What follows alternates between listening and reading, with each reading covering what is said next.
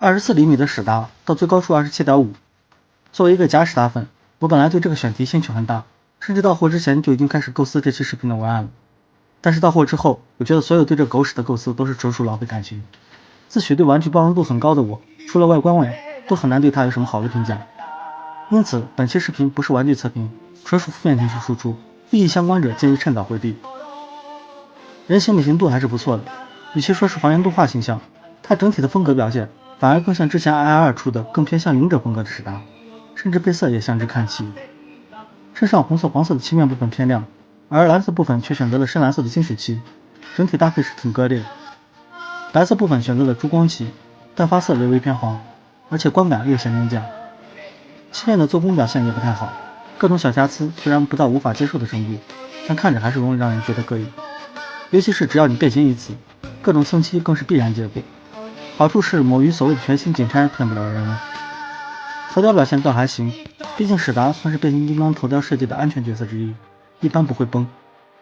头雕的天线不像 MP24 有形状定位，就是摆在这里十分松垮。小史达头雕就差点了，这嘟嘟嘴看着是真的委屈，好在尺寸很小，肉眼观感不至于无法接受。小史达的肩膀就直接高耸在两侧，我只能假装这是史达的领子，真的很碍眼。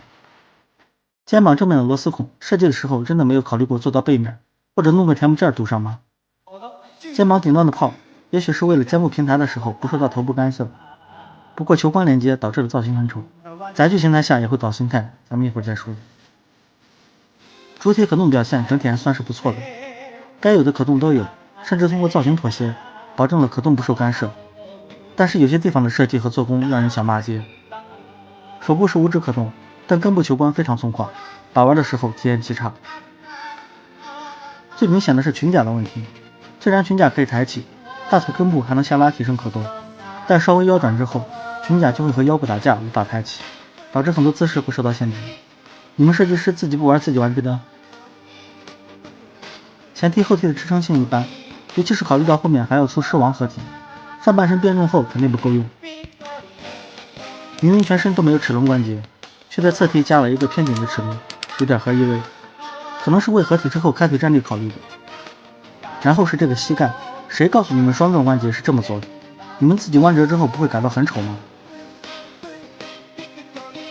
膝盖处因为变形结构有个平转关节，两边都很松。再就是脚部的接地，受造型干涉幅度真的很小，说是可以忽略不计都不为过。明明里面空间这么大，连个接地都做不好，哪怕加个下拉关节都能解决的。最过分的是，它连旋转关节都没有，明明没有变形结构的问题，却连转都不能转，属实是说不过去的。脚部的支撑性也是比较差的，就靠一根金属转轴支撑全身重量，不松才有鬼了。好在看着是尼龙件，倒不会断。拆分出来小史达，可动表现倒还可以。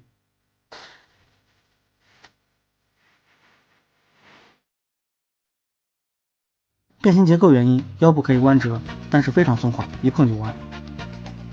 最小的智者战士做得到还行，这么小的尺寸还有基本的可动，只是不奢求 MP24 那样的脸部联动机关，起码得能收纳到小史达胸口吧。抱歉，不可以，只能载具形态装在小飞机里。另外变成人形的时候一定要拿出来，否则必然分尸。动画造型的史达基本变形结构已经被动画限定死了，不论是谁做玩具都是差不多的结构。这期也不是测评视频就被演示了。先看小飞机，上方看样子还可以，挺漂亮的，只是机舱前半部分是涂装，后半部分使用了透明件，看着非常的割裂。下方看机器人部件就完全外露了，甚至拳头都不收纳。我还心说人形小臂内侧没空洞比 MP 强，感情是完全不收纳。从侧面看，因为前方过厚，后方起落架太短，整个飞机是斜着往上翘着的，直冲云霄。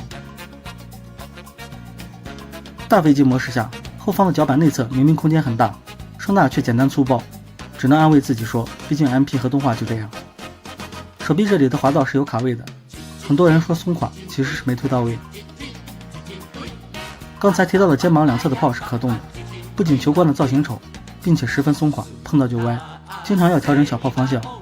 MP24 都是不可动的，这里为什么要发挥自己的天才小创意？小飞机翅膀只能简单折叠在这里，没有任何定位，好在平时不碰到，问题不大。虽然有做出起落架，但一碰就会回收，推车是别想了。不过推飞机玩的大神应该还是寥寥无几的。附带的配件也很难评，小史达的剑和这把枪倒是没什么问题，小枪还可以变形成大枪。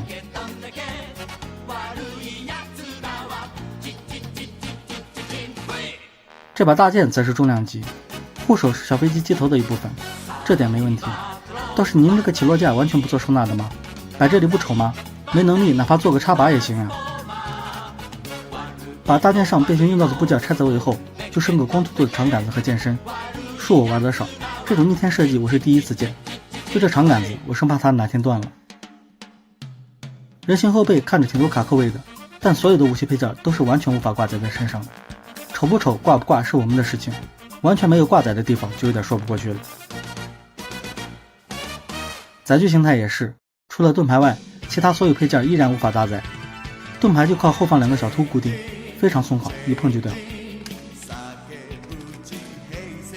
4个小特效件，小飞机时装2个，大飞机时装2个，但剩下2个只能装在两侧的喷口。